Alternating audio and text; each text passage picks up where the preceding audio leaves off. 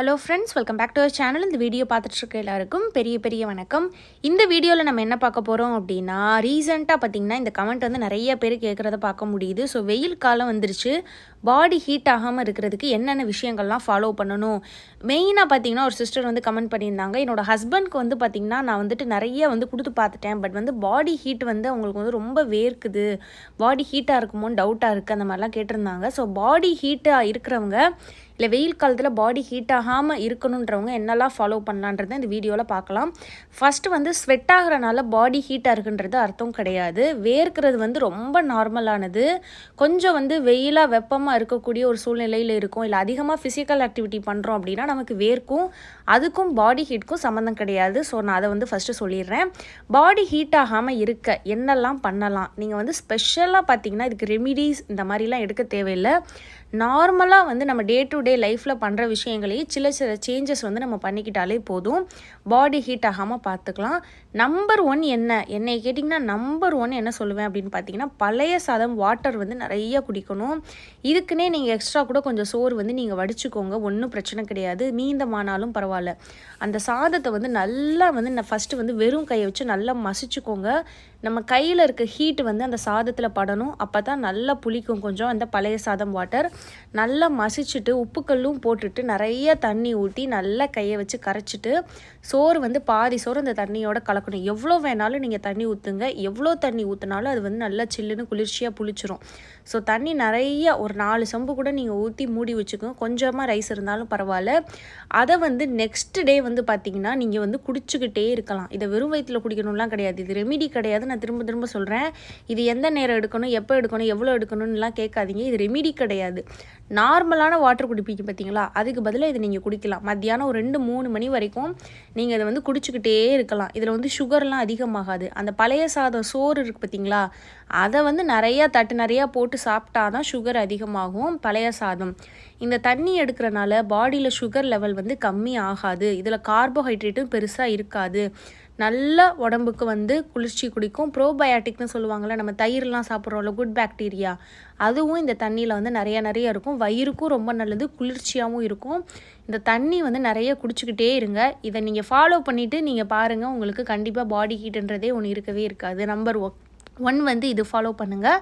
Number 2 என்ன அப்படின்னு பார்த்தீங்கன்னா, வெளியே அலைச்சலாக இருக்குது, நான் வெளியே அடிக்கடி போகிறேன் அப்படின்றவங்க, போகிற இடத்துல இந்த தர்பூசணி ஜூஸ் வந்து கண்டிப்பாக வந்து இருக்கும் சம்மரில். ஸோ அந்த ஜூஸ் வந்து நிறைய வாங்கி குடிங்க. அந்த தர்பூசணி ஜூஸ் பார்த்திங்கன்னா உண்மையிலே உடம்புக்கு குளிர்ச்சி கொடுக்கும். போகிற இடத்துலலாம் எங்கெல்லாம் ஜூஸ் கடை இருக்கோ, அதாவது நார்மல் ஜூஸ் வந்து கொஞ்சம் வந்துட்டு அதை கம்பேர் பண்ணும்போது இந்த தர்பூசணி வந்து உடம்புக்கு வந்து ரொம்ப குளிர்ச்சி கொடுக்கும். இல்லை எந்த பழச்சாறுனாலும் சரி, பழங்கள், ஃப்ரூட்ஸ் ஜூஸு எல்லாமே பாடிக்கு வந்து குளிர்ச்சி கொடுக்கக்கூடியது. தாராளமாக வந்து அதை எடுத்துக்கலாம். வாட்டர் மிலன் ரொம்ப ரொம்ப நல்லது. கிர்னி பழம்னு சொல்லுவாங்கள்ல, அதுவும் குளிர்ச்சி தரக்கூடியது. அதுலேயும் சுகர் லெவல்லாம் ரொம்ப கம்மியாக தான் இருக்கும். ஸோ இந்த கிர்னி பழம், அதுக்கப்புறம் பார்த்திங்கன்னா மஸ்க் மெலன்னு சொல்லுவாங்கன்னு நினைக்கிறேன் இங்கிலீஷில், musk melon and watermelon, கிர்னி பழம், தர்பூசணி பழம், இது ரெண்டும் வந்து நிறைய எடுத்துக்கோங்க. அதுக்கப்புறம் பார்த்திங்கன்னா இந்த நொங்கு, இந்த சீசனலில் நமக்கு கிடைக்கக்கூடியது, நம்ம உடம்புக்கு தேவையானதை தான் இயற்கை நமக்கு கொடுக்கும். இந்த நொங்கும் பார்த்திங்கன்னா உடம்புக்கு நல்ல குளிர்ச்சி தரக்கூடியது. இதெல்லாம் ரெகுலராக வந்து சேர்த்துக்கோங்க. உங்கள் ஹஸ்பண்ட் வெளியே போகிறாங்க, இல்லை நீங்கள் வெளியே போகிறீங்கன்னா இதெல்லாம் டெய்லி ரெகுலராக சேர்த்துக்கோங்க. இல்லை நான் வீட்டில் தான் இருக்கேன், எனக்கு பாடி ஹீட்டாக இருக்குனாலும் பரவாயில்ல, வாங்கிட்டு வர சொல்லி நீங்களும் எடுக்கலாம். ஸோ வந்து இந்த மாதிரி ஃப்ரூட்ஸ் ஜூஸு, அதுக்கப்புறம் நொங்கு, அப்புறம் இன்னொன்று என்ன அப்படின்னு பார்த்தீங்கன்னா இளநீர். ஸோ இளநீரும் முடிஞ்ச அளவு ரெகுலராக வந்து நீங்கள் சேர்த்துக்கோங்க. பாடி ஹீட் அதிகமாக இருக்குது அப்படின்றவங்களுக்கு இந்த இளநீர் வந்து ரொம்ப ரொம்ப ரொம்ப நல்லது. இது உங்களுக்கே தெரிஞ்சிருக்கும், பட் இருந்தாலும் நான் ஞாபகப்படுத்துகிறேன். நான் சொன்ன மாதிரி பழைய சாதம் வாட்டர் நிறைய குடிங்க, நொங்கு, வாட்டர் மெலன், மஸ்க் மெலன், அதுக்கப்புறம் பார்த்திங்கன்னா இளநீர்.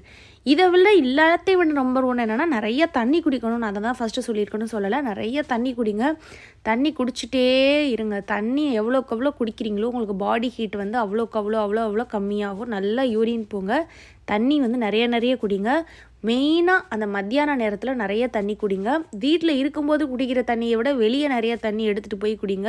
ஹஸ்பண்ட்க்கும் அதை ஞாபகப்படுத்துங்க, நிறைய தண்ணி குடிக்கணும். எங்கே போனாலும் வாட்டர் பாட்டிலோடையே போங்க, தண்ணி குடிச்சிக்கிட்டே வந்து இருக்கணும். இதுவும் ரொம்ப ரொம்ப ரொம்ப முக்கியமானது. அதுக்கப்புறம் வந்து ஹேர் வாஷ். பொதுவாக நான் என்ன சொல்வேன்னா, வாரத்தில் 2 நாள் வந்து ஹேர் வாஷ் பண்ணணும், ஆயில் பாத் எடுக்கணும், நல்லதுன்னு சொல்லுவேன். பட் இந்த சம்மர் டைமில் நீங்கள் ஒரு நாள் விட்டு ஒரு நாள் கூட ஹேர் வாஷ் எடுக்கலாம். எனக்கு ரொம்ப பாடி ஹீட் அதிகமாக இருக்குது, நான் என்ன செஞ்சாலும் பாடி ஹீட் கம்மியாகலைன்றவங்க இந்த மாதிரி ஒரு நாள் விட்டு ஒரு நாள் வந்து எடுங்க. ஷாம்பு அப்போ டெய்லி ஒரு நாள் விட்டு ஒரு நாள் போடணுமான்னு கேட்டிங்கன்னா அதெல்லாம் தேவையில்லை. ஷாம்பு ஒரு நாள், வாரத்துக்கு ஒரு நாள் 2 நாள் போதும். பட் வெறும் தண்ணியவாது நீங்கள் தலையில் ஊற்றி நல்லா வந்து நீங்கள் வந்து ஹேர் வாஷ் பண்ணுங்கள். நல்லா தலையில் நீங்கள் ஊற்ற ஊற்ற ஊற்ற சூடு இறங்கும்.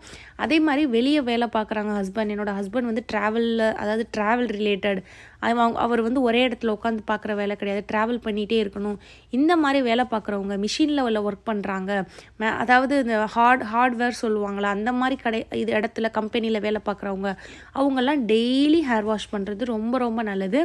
அதே மாதிரி ஒர்க் முடிஞ்சு வந்ததுக்கப்புறமும் ஈவினிங் இல்லை நைட் எப்போ வந்தாலும் சரி, அப்பையும் ஒரு பாத் எடுத்துகிட்டு தூங்குறது ரொம்ப ரொம்ப ரொம்ப ரொம்ப நல்லது. பெண்களை விட ஆண்களுக்கு பாடி ஹீட்னால் வரக்கூடிய ப்ராப்ளம் ரொம்ப ரொம்ப அதிகம். பெண்களுக்கும் அதிகம், பட் ஆண்களுக்கு அது மெயினாக ஸ்பெர்மையே அஃபெக்ட் பண்ணும். ஸோ பாடி ஹீட் இல்லாமல் பார்த்துக்கிறது ரொம்ப ரொம்ப முக்கியம். நீங்களும் வெளியே போயிட்டு வந்துட்டால் டக்குன்னு குளிச்சிடுறது நல்லது. இந்த மாதிரி அடிக்கடி குளிக்கணும், நிறைய தண்ணி குடிக்கணும், இந்த விஷயங்கள்லாம் ஃபாலோ பண்ணணும். அதுக்கப்புறம் பார்த்திங்கன்னா பாடி ஹீட்டு ஆகிற மாதிரி விஷயங்களை நீங்கள் பண்ணக்கூடாது. இப்போ சில ஃபுட்டு சாப்பிட்டோம் அப்படின்னு பார்த்திங்கன்னா பாடி ஹீட் வந்து அதிகமாகும். மெயினாக இந்த சம்மர் டைமில் மாங்காய்லாம் ஃபேமஸ் ஆகும், மாங்காய், மேங்கோ இதெல்லாம். ஆனால் அதெல்லாம் வந்து சீசனல் ஃப்ரூட் தான், பட் பாடி ஹீட்டை வந்து அது இன்க்ரீஸ் பண்ணி விட்டுரும். ஸோ அதை வந்து இந்த வெயில் காலத்தில் சாப்பிட்றத தவிர்க்கணும். நார்மலாக இருக்கக்கூடியவங்க சாப்பிட்றது ஓகே, பட் ப்ரெக்னெண்ட்டாக நீங்கள் ட்ரை பண்ணுறீங்கன்னும் போது அது ரெகுலராக சாப்பிடாதீங்க. உங்களுக்கு சாப்பிடணும் போல் அது இருக்குது, மாம்பழம்லாம் சாப்பிடாமல் அதுக்குன்னு இருக்க முடியுமான்னு கேட்டிங்கன்னா ஓவலேஷனுக்கு முன்னாடியே நீங்கள் நல்லா சாப்பிட்ருங்க. ஓவலேஷனுக்கு முன்னாடி நீங்கள் அடிக்கடி சாப்பிட்டுக்கோங்க. ஓவலேஷன் அண்டு ஓவலேஷனுக்கு அப்புறமா இந்த மாங்காய் அண்டு மாம்பழம் இது ரெண்டும் வந்து நீங்கள் எடுக்காதீங்க. ஏன்னா பாடி ஹீட் வந்து கண்டிப்பாக வந்து இது அஃபெக்ட் பண்ணும், நமக்கு வயிறு வலியெல்லாம் உண்டு பண்ணும். ஸோ இது வந்து மாங்காய் அண்டு மாம்பழம் வந்து ஆசையாக இருக்குன்னா ஓவலேஷனுக்கு முன்னாடி சாப்பிடுங்க. அதுக்கப்புறம் சாப்பிடணும், எனக்கு சாப்பிட்ற மாதிரி ஒரு சூழ்நிலைனா கூட ஒரு 1லேருந்து 2 பீஸ் சாப்பிடுங்க போதும். அதுக்கு மேலே தயவு செஞ்சு சாப்பிடக்கூடாது. சாப்பிட்டு நிறைய தண்ணி குடிச்சிருங்க. அதுக்கப்புறம் இந்த நாட்டுக்கோழி, அதுக்கப்புறம் வந்து நண்டு, அதுக்கப்புறம் ப்ரானு, இதெல்லாம் பார்த்திங்கன்னா பாடி ஹீட்டை வந்து இன்க்ரீஸ் பண்ணும். இதெல்லாம் அவாய்ட் பண்ணுங்கள். நார்மல் ப்ராய்லர் சிக்கன் வந்து தாராளமாக சாப்பிட்டுக்கலாம், எந்த ப்ராப்ளமும் கிடையாது. வாரத்தில் 1லேருந்து 2 நாள் சாப்பிட்லாம். அதுக்கப்புறம் பார்த்திங்கன்னா அவுட் சைடு நான்வெஜ் ஃபுட்டு வந்து நீங்கள் அவாய்ட் பண்ணிக்கணும். அதுலேயும் நிறைய ஆயில், காரம்லாம் போடுவாங்க. அந்த மாதிரி ஃபுட்டு வந்து நீங்கள் சாப்பிட்டிங்கனாலும் உங்களுக்கு வயிறு ஒத்துக்காமல் ஆகும். பாடி ஹீட்டு எப்போ இன்க்ரீஸ் ஆகும் உணவு சம்மந்தப்பட்டதுன்னு பார்த்தீங்கன்னா, இப்போ நம்ம ஒரு உணவு சாப்பிட்றோம், அது நம்ம உடம்புக்கு செரிமானம் ஆக கஷ்டப்படலை அப்படின்னும் போது பாடி ஹீட் வந்து இன்க்ரீஸ் ஆகும். ஏன்னா உடம்பு சூடாகி இன்க்ரீஸ் ஆனால் தான் அந்த உணவு வந்து செரிக்க முடியும். ஸோ நீங்கள் சாப்பிடக்கூடிய உணவில் உங்களுக்கு பாடி ஹீட் இன்க்ரீஸ் ஆகுதா கம்மியாகுதான்றது இருக்குது. ஸோ நீங்கள் டைஜஸ்ட் ஆக கஷ்டப்படக்கூடிய இந்த பரோட்டா, பிரியாணி இதெல்லாம் வந்து பார்த்திங்கன்னா கொஞ்சம் இந்த சம்மர் டைமில் நீங்கள் அவாய்ட் பண்ணிக்கோங்க. நிறைய நீர் ஆகாரங்கள் எடுத்துக்கோங்க. அதே மாதிரி நல்லா ரசம் வந்து ரெகுலராக எடுத்துக்கோங்க, அதுவும் வந்து நல்லது. ஏன்னா அது தண்ணியாக இருக்கும், ஈஸியாக டைஜஷன் ஆக ஹெல்ப் பண்ணும், உங்களுக்கு பாடி ஹீட் வந்து இன்க்ரீஸ் ஆகாது. இதெல்லாம் தவிர்த்து ரெமிடி என்ன அப்படின்னு பார்த்தீங்கன்னா, பாதாம் பிசின்னு கிடைக்கும் கடைகளில், குட்டி குட்டியாக பாதாம் பிசின் வந்து காய வச்சு வச்சுருப்பாங்க. அதில் ஒரு 2 பீஸ் வந்து நைட்டு தண்ணியில் ஊற போட்டு நெக்ஸ்ட் டே மார்னிங் எடுக்கலாம். அதுவும் உடம்புக்கு குளிர்ச்சிக்கு ரொம்ப ரொம்ப ஹெல்ப் பண்ணும். ஆனால் நீங்கள் இந்த மாதிரி நான் சொன்ன இந்த மாதிரி விஷயங்கள்லாம் ஃபாலோ பண்ணிங்கனாலே உங்களுக்கு அந்த ரெமிடிஸ் தேவைப்படாது. இதிலேயே பாடி ஹீட் வந்து கம்மியாயிடும். எனக்கு தெரிஞ்சு இதுக்கு மேலே பாடி ஹீட்டு வந்து கம்மியாகிறதுக்கு ஏதாவது இருக்கா அப்படின்னு கேட்டிங்கன்னா தெரில. அதே மாதிரி இந்த கத்தாழை தேய்ச்சி குளிக்கிறது இதெல்லாம் பண்ணலாம், அதுவுமே வந்து பாடி ஹீட் கம்மியாகிறதுக்கு ஹெல்ப் பண்ணும். ஸோ இதுக்காக தான் இந்த வீடியோ. உங்களுக்கு வேறு ஏதாவது இதை தவிர பாடி ஹீட் எனக்கு கம்மியாக சில டிப்ஸ் தெரியும் அப்படின்றவங்க, உங்களுக்கு ஒர்க் ஆகிருக்கு அப்படின்னா கமெண்ட் பண்ணுங்கள், அதை பார்த்து நிறைய பேர் தெரிஞ்சுக்கட்டும். அண்ட் இந்த வீடியோ பார்த்த எல்லாருக்கும் ரொம்ப நன்றி.